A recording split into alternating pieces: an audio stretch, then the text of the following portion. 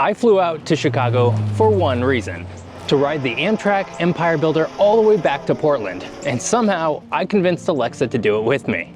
All told, we'll be on the train for about 46 hours, which is why I opted to get us a full bedroom for the entire duration of the trip. Oh, and of course, you're gonna come along for the ride. But first, I've never been to Chicago before and I have a whole day to kill, so let's go see the sights.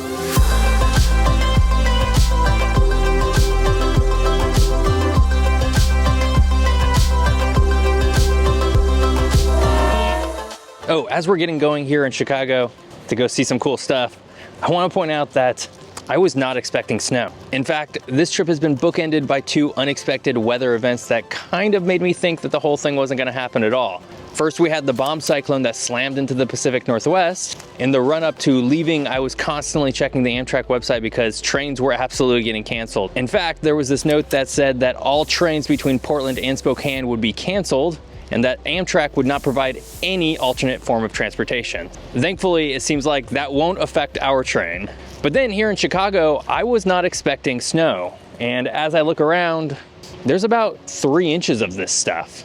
I certainly didn't prepare for this in terms of footwear, but also I just don't live in a city that gets a lot of snow. If this was Portland, the city would have absolutely shut down.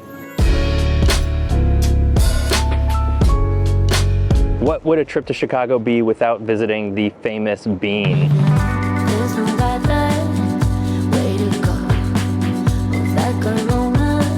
All right, I've had a lot of fun exploring Chicago. I really love this city. In fact, I love it way more than I thought I would. It's so cool.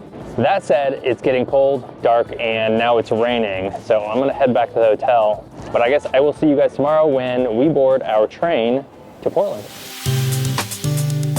But before we get to the part where we actually board the train, I want to briefly talk about the route itself. The Empire Builder is one of Amtrak's most iconic long-distance train routes, stretching over 2,200 miles from Chicago, Illinois to Portland, Oregon, with a separate section continuing to Seattle, Washington. This is a route that has existed since 1929, so we're nearly to its 100th birthday.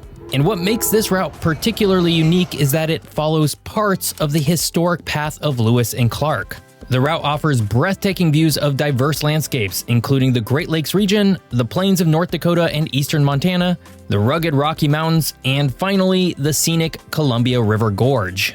From start to finish, the route can take about 46 hours to go from Chicago to Portland and comes with a viewing car, a dining car, and a snack car. And for the journey, riders can choose to sit in coach, or if you want to pay for it, you can have a private roomette, a bedroom, or a family room, which comes with 4 beds. All in all, it's a pretty comfortable trip with some amazing views. Good morning. We are here in Chicago at Union Station, about ready to board our Amtrak train all the way over to Portland, Oregon. We are going to be on the train for 46 hours. Alexa, how do you feel about being on the train for that long? I'm a little nervous, but also really excited. Personally, I'm very excited. I'm a huge train person, but I've never done an overnight Amtrak train. So this is the first time I've ever done this. Now, all that said, this should be a really cool experience. But I am framing this episode as a good, bad, and ugly type of episode. Because, well, it's not gonna be all good. With that said, let's go board our train.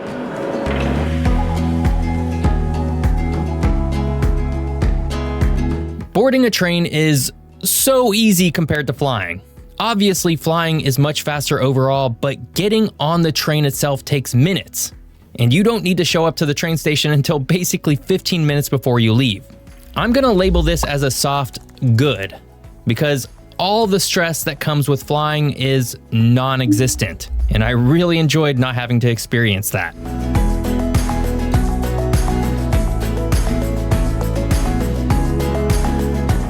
The water taxi! We're racing it! It's 3:05 and our 46-hour journey begins. This is the Empire Builder going to Chicago, going to Seattle and Portland, making all intermediate stops in between. There is no Wi-Fi available. Once again, no Wi-Fi available on this train. guessing now we're not going to have Wi-Fi on this train. We have officially left Chicago. We are speeding up towards Milwaukee right now. It's actually a very pretty view, sometimes. But we did have our first ugly shock of the trip. And that is no Wi-Fi at all on this trip, which kind of sucks because I was hoping to do a little bit of work. I still can do a little bit of work, but it's not going to be the same.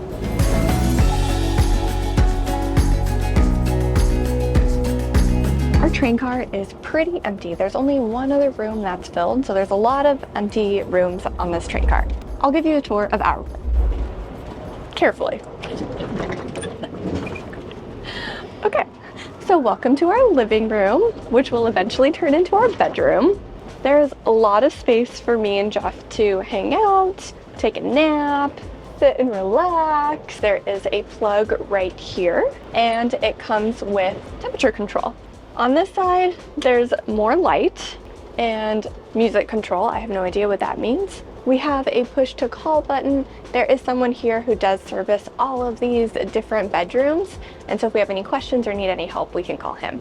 What's nice about sitting right here is we have these beautiful windows. The view is not the best right now, but when we're going through the Rockies, I'm really excited to see what it looks like from our room. When we got here, it came with 2 water bottles, which is great. But you have a nice area, but it might just be nice to have a computer around here, read a book, or whatever we want to do while we're hanging out for the next 46 hours. But what's nice is we have another seat right here with armrest. Not quite as comfortable as this side, so Geoff will probably be sitting here a little bit more than I will be, but it works. Let's talk a little bit about storage space. There's a shocking amount of storage. It's really nice. There's a lot of places where your stuff can go. So we have a backpack right up here. We have our little luggage suitcase right down here. But then underneath both of these, we can put more of our backpacks, bags, whatever we have. So it's really comfortable. You have a lot of places to put stuff. And so now we have our sink area. So we have hand soap. We have a bar of soap in case we decide to take a shower. We have some plugs here. We can control the lights. This is for in the shower.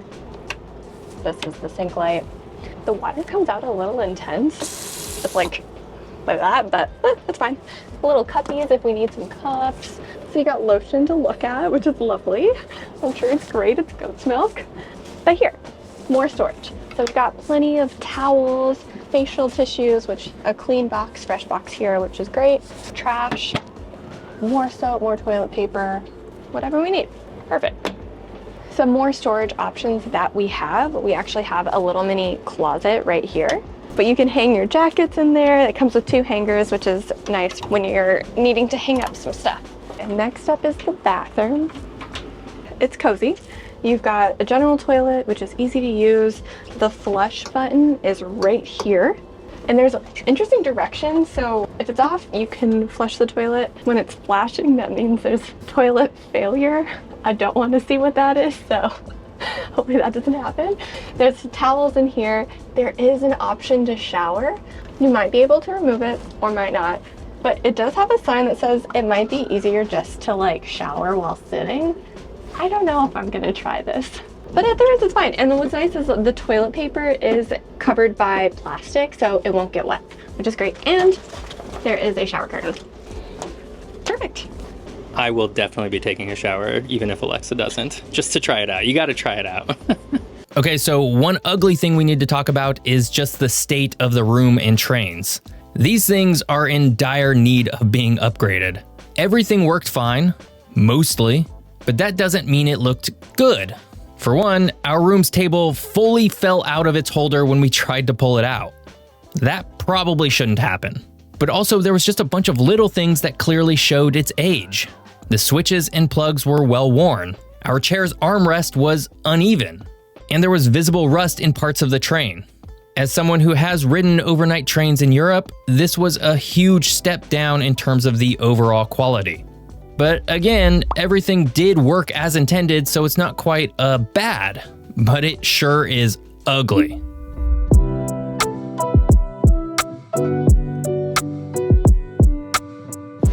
So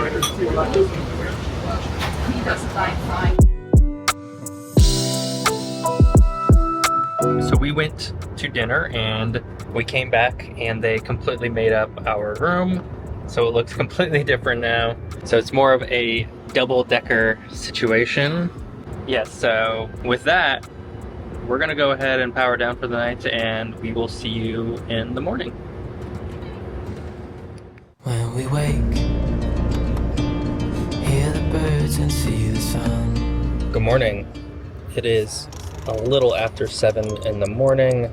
Still dark outside. It was a rocky night of sleep.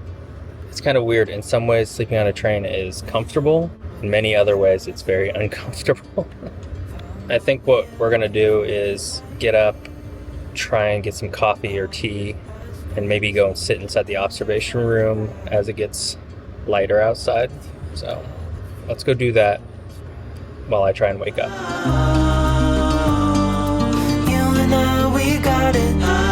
Alexa and I just got back from breakfast. It is 8:30 in the morning and we are maybe 20 minutes outside of Minot, North Dakota. That's where we'll have our fresh air break. I haven't really given any of the good, bads, or uglies yet, at least none of the major ones. And that was very intentional because I really wanted us to experience almost a full day in our room and on the train before we really started to talk about it. Now that we've slept here and it's been almost a full day, I feel like it's time to start talking about it a little bit. And the first thing I want to talk about is the price.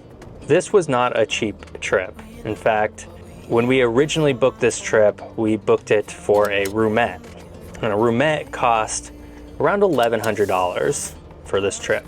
Now granted, that's for 2 of us. It comes with a bed, about 46 hours of travel. For 2 people to fly from Chicago to Portland one way, you're probably looking at maybe $400. So the expense is significantly higher to travel with Amtrak. Now we're actually in a bedroom here. And when we originally looked at prices, the price for a full bedroom was over $3,000, which was insane. We simply couldn't justify paying that amount. But the reason why we have a bedroom is because I was able to bid for an upgrade. And I put in a bid for $390, the very lowest that I could put. And when I did this, Amtrak at the time told me that there was slim to none chance that this would happen. I was bidding too low. As it turns out, they gave it to us because there's nobody else on this train anyways. So all told, we have a bedroom for somewhere around $1,500, which is still quite a lot of money, but it could have been a whole lot more. The reason why I'm classifying this as a bad though isn't necessarily because of the price, but really because of the amenities. This is an outdated train. There are small little things that don't look good, things that are clearly broken or in the process of breaking. The viewing train is nice, but the windows are dirty. It's not to say that the room isn't nice and that we aren't comfortable here. It's just a lot of money to put towards something that is an overall kind of mediocre experience. Now, all that said, because I don't necessarily want to start this day off on a bad, I will say that the ability to slow travel is a really good thing. In fact, it's very interesting. So often we're so obsessed with getting from point A to point B in the quickest way possible that we don't think of anything else. And when you're sitting on a train for 46 hours, it kind of forces you to relax, take some time off, think about things, enjoy the view. And if nothing else, that's probably one of the best things about doing this kind of travel, to be able to experience places in a slow and methodical way. I can almost guarantee you that I would not have ever come through North Dakota were it not for this train trip. We have arrived in Minot, North Dakota, which means we get our first fresh air break. Actually, second fresh air break for me because I was actually outside last night for a quick smoking break, but I don't smoke. So with the 14-degree weather comes snow and ice. And it's very slippery. Yeah. I do not have shoes for this weather. But it's nice. It's nice being outside. It's nice getting some fresh air. It's kind of amazing to think that we still have about 30 hours left of our trip. Maybe we should hurry up and seal the deal. So this train station is actually pretty busy with freight rail and a lot of other things. which kind of seems weird when you think about North Dakota as not being that populated of a place. But if you've ever seen a night map of North Dakota, you're going to see a really bright spot in sort of the northern end, which is where we're at. And it's because of the oil industry here. There's a lot of oil exportation coming out of North Dakota, which means that there's a lot of this kind of freight activity, just hauling things around, and weirdly, money. There's a lot of money in this state. So we have about 30 more minutes at this station. So we can hang out here as long as we want until the train leaves. But it is so cold. I don't know if I'm gonna last another 30. Yeah, I think we might have to pile back into the train. That would never end.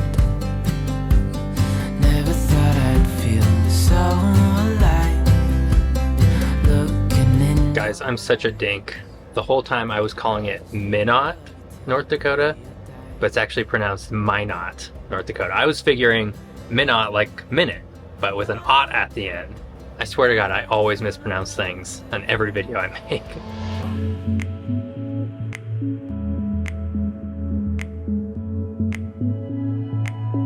I promised you all I would take a shower, so we're going to see what that's like, and I will report back on how it goes. In fact, I might even take the GoPro in there and show you guys what it's like.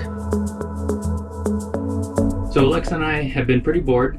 We've mostly just been napping, so I figured this might be a good time to take a shower, show you guys what it's all about, and get a little bit cleaner.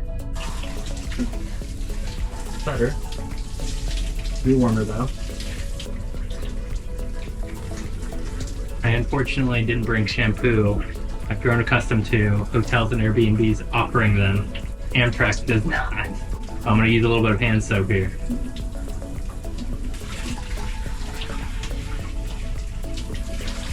So a really quick shower because the water doesn't appear to be draining. No, I think it is. It just drains really slowly, but I'm about ankle deep right now. Overall, a solid shower. The drain didn't drain fast enough, so I was very quickly ankle deep in water. But aside from that, it worked. The water was hot. The water pressure was good. Not a whole lot to complain about. It does recommend that you sit for a more enjoyable shower experience.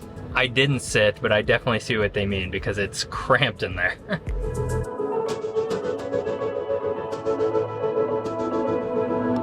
Oh wow, it does look cold. Woo!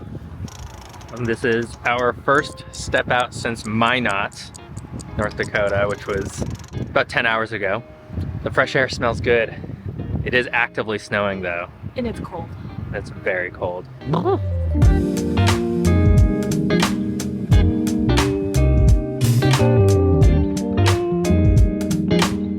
We just finished dinner and now we're passing through the Rocky Mountains. You want to check out the view from our window?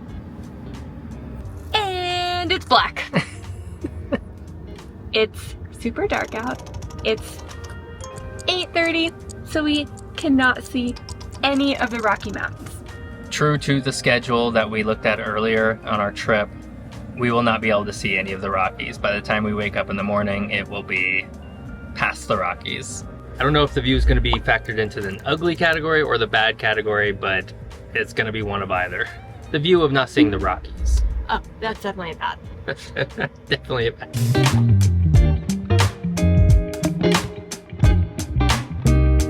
Good morning. I had to sneak out of the room because Alexa is still sleeping.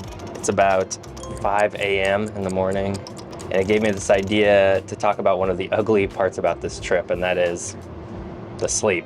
I wouldn't say that sleeping on a train is bad necessarily. In some ways it can be kind of comfortable, but I also wouldn't say that it's good. Train turbulence is definitely a thing. I think I woke up maybe like 3 or 4 times in the middle of the night due to some heavy rocking of the train. But also there's just a number of things that make it really hard to sleep. One, there's lights that come in through the windows no matter how many shades you have drawn. Definitely as you pass through stations and things like that. Also, the air is very dry, so it just kind of sucks all the moisture out of you. I guess that's what happens when you live in a train for 46 hours with very little air circulation. And you definitely can't open up a window. It's not the worst sleep I've ever had, but I will say that I am definitely looking forward to my own bed tonight. 6:30 in the morning and we are just about to arrive to Pasco, Washington, which means we're only about 3 or 4 more hours away from Portland. And we get one last fresh air break, or as the conductor is calling it, a smoking break, but I don't smoke, so I'm just gonna get some fresh air. Feels good to be back in the Pacific Northwest, you know? So a few hours ago in Spokane, Washington, our train got noticeably shorter. So they could split it in half so that half the train could go to Seattle and half the train could come with us to Portland. I guess this is as good a time as any to talk about, well, the timing of the train. We haven't reached Portland yet, but I am very surprised by how well the train has been able to keep on time. We are supposed to arrive here at 6:40 and it is just about 6:40 right now. And so many times we sort of get delayed a little bit, but they manage to catch up. It's really quite impressive. One big issue with Amtrak, and definitely a bad, is that there are simply not that many routes you can take. In fact, there are whole states and cities that don't get any service whatsoever. Of course, if you live in Chicago, you're in pretty good hands with Amtrak, as most routes connect through it. The West and East Coasts also have a fair amount of routes, but in between, it's pretty sparse. If you're interested in learning more about the unique issues around Amtrak's geography, well, I will actually have a whole video dedicated to Amtrak's geography problem over on my other channel. So go check that out when it drops.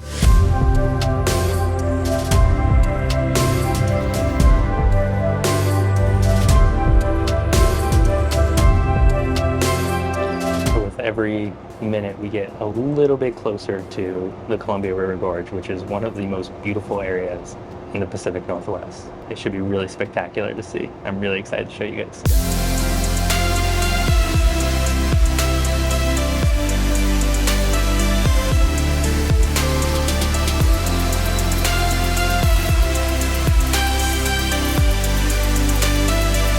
We just spent an hour watching our train wind its way through the Columbia River Gorge, and it was spectacular. It was absolutely beautiful. It was a big bummer that we didn't get a chance to see the Rocky Mountains, especially with all of the new snow that was on the ground, and that will always be a bad part of the trip. But having the Columbia River Gorge definitely saved it a little bit, and I'm gonna add it to the good part. I think so. Columbia River Gorge is absolutely beautiful and definitely worth something to see. We are now about 1 hour outside of Portland, so I guess there's only one last thing to do. Alexa, what'd you think of the trip? I loved it. I would definitely do a long train ride again. I think my favorite thing was meeting a bunch of different people. You're forced to have meals with strangers and have simple conversations with folks as you're watching the views go by, and yeah, I would definitely do this again. I think one thing I struggled with on the train was just sleeping. While the bed was really comfortable, it felt like I was constantly being shaked around in the middle of the night while I was trying to sleep. There was definitely some hard parts to it. If you get motion sick, it definitely impacted me a little bit. I do get motion sick. It wasn't a deal breaker, and I definitely want to do another train trip again, but it's something to consider. And yeah, just like what Alexa was saying, the sleep was harder than I expected it to be, even though we had a full bedroom. And I will say that the food was much better than expected. One thing to point out though is that the coach class did seem very comfortable. The chairs look much more like a first class airplane seat than anything within the economy or coach on an airplane. People were able to recline and really take up an entire row if they wanted to sleep. Honestly, it didn't seem like a bad way to travel. Our trip is not quite complete. Like I said, we still have about an hour until we're in Portland, and that's where we'll close out the episode. So we'll see you guys there.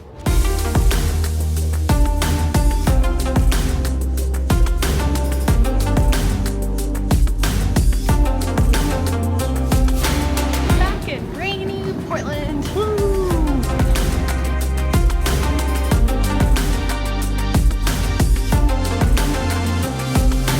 Riding Amtrak's Empire Builder was a unique experience that no single video can do justice. Overall, we had 3 goods, 3 bads, and 2 uglies. And while this might make you think that we didn't enjoy it, the fact is we actually did. So much so that we're already planning more train travel adventures for future videos. So if you enjoyed this video and the topic, be sure to like it and subscribe to our channel. Next week, we're off to Joshua Tree, California because, in my opinion, it's the absolute best place to see the stars. So come back then for another adventure. Here. Is it fine? The good, the bad, the ugly. I'm just kidding. And then you can't twist it. So.